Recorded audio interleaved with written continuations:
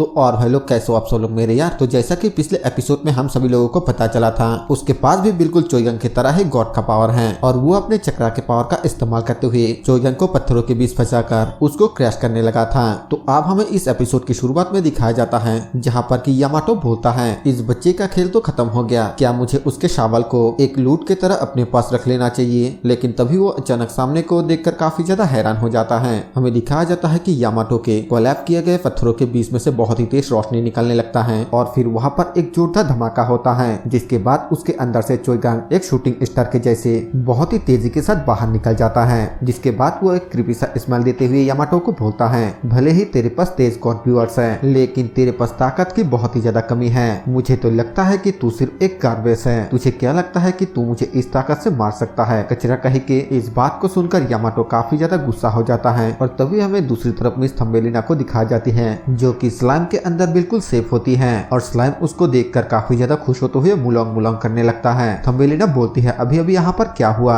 हमारे ऊपर तो कंक्रीट ने अटैक कर दिया था और हमारा जेट भी क्रैश हो गया था। फिर वो अपने चारों स्लाइम को देखते हुए बोलता है क्या तुमने ये किया? ये तो एक बहुत ही बड़ा यारबैग की तरह दिखाई दे रहा है। स्लाइम उछलते हुए सिर्फ मुलंग मुलंग करने लगता है। फिर वो अचानक चिल्लाते हुए बोलता है आखिरकार चोइगन कहाँ पर है? तभी अचानक जमीन बहुत ही तेजी से हिलने लगता है, जिसके वजह से वो स्लाइम का बॉल उछलने लगता है। थम्बेलिना बोलती है आखिरकार ये क्या था? जब वो ऊपर की तरफ देखती है तो वो अपने सामने कंक्रीट मॉन्स्टर को देखता है और उसके ऊपर यामाटो और चोइगन फाइट कर रहा होता है। इसके बाद हमें ऊपर उन दोनों के बैटल को दिखाया जाता है जो कि काफी ज्यादा खतरनाक हो रहा होता है और यामाटो थोड़ा पीछे होता है। वो परेशान होकर अपने मन में सोचते हुए बोलता है आखिरकार ये सब क्या हो रहा है? इसका तो कोई भी मतलब नहीं निकलता। मेरे शॉट के स्लैश बिल्कुल भी काम नहीं कर रहा है। अगर ऐसा ही चलता रहा तो फिर मेरा गॉड व्यूअर्स भी कम हो जाएगा। चाहे कुछ भी हो जाए मुझे किसी तरह इस ब्रेड को संभालना होगा। चोइगन हंसते हुए उसका मजाक उड़ाते हुए बोलता है यहाँ पर देख यामाटो, क्या सच में तेरे पास तेज गॉड व्यूअर्स हैं? आखिरकार तेरा इतना ज्यादा पसीना क्यों छूट रहा है? इस बात को सुनकर वो गुस्से के साथ चोइगन को गाली देता है और फिर कंक्रीट को कंट्रोल करते हुए चोइगन के ऊपर अटैक करके उसको पीछे की ओर धकेल देता है।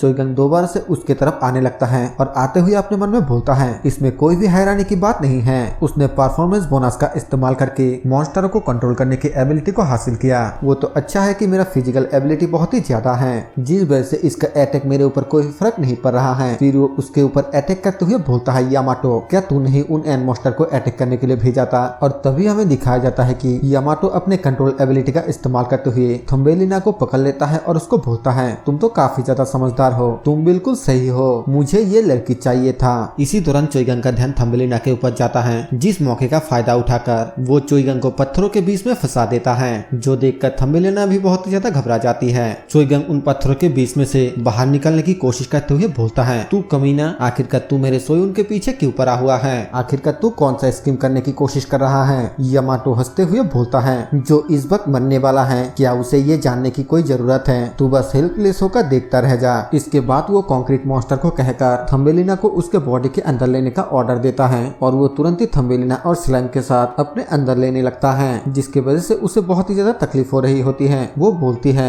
जैसा कि मैंने सोची थी, मैं सिर्फ एक बार्टन के अलावा और कुछ भी नहीं हूँ। लेकिन तभी हमें दिखाया जाता है कि थम्बेलिना उस मॉन्स्टर के कोर के पास पहुंच जाती है। तभी हमें बाहर का सीन दिखाया जाता है जहाँ पर कि उस मॉन्स्टर को कुछ होने लगता है, जो देखकर यामाटो और चोइगन बहुत ही ज्यादा हैरान हो जाता है। चोइगन बोलता है आखिरकार अचानक ये क्या हो रहा है? कंक्रीट नीचे गिर रहा है। यामाटो बोलता है अरे नहीं। और तभी हमें दिखाया जाता है कि उस कंक्रीट के अंदर से एक बहुत ही बड़ा धमाका होता है, जिसके वजह से उसके टुकड़े टुकड़े हो जाता है। चोइगन सामने को देखते हुए बोलता है मैं तो बहुत ही ज्यादा हैरान हूँ, क्या वो कंक्रीट कोर के साथ रिस्पॉन्स किया? हमें दिखाया जाता है कि उस कंक्रीट का कोर ऑटोमेटिकली मिस थम्बेलिना के पास आ चुकी है और थम्बेलिना उसके एनर्जी को कंट्रोल कर पा रही होती है। चोइगन बोलता है इसका मतलब तो ये है कि मिस सोयून एक डुअल कोर सुपर ह्यूमन है। हमें दिखाया जाता है कि कंक्रीट पूरी तरह से टूटकर तबाह हो जाता है और थम्बेलिना वहां से नीचे की ओर गिर रही होती है। तभी चोइगन कूदते हुए जाकर थम्बेलिना को पकड़ लेता है और उसको नीचे लाते हुए बोलता है क्या तुम्हें कोई चोट लगी है? थम्बेलिना बोलती है नहीं, मैं बिल्कुल ठीक हूँ। चोइगन बोलता है तुम कंक्रीट के साथ रिस्पॉन्स कर सकते हो, क्या तुम्हें ये नहीं पता था मिस सोयून? थम्बेलिना बोलती है नहीं, मैं नहीं जानती थी।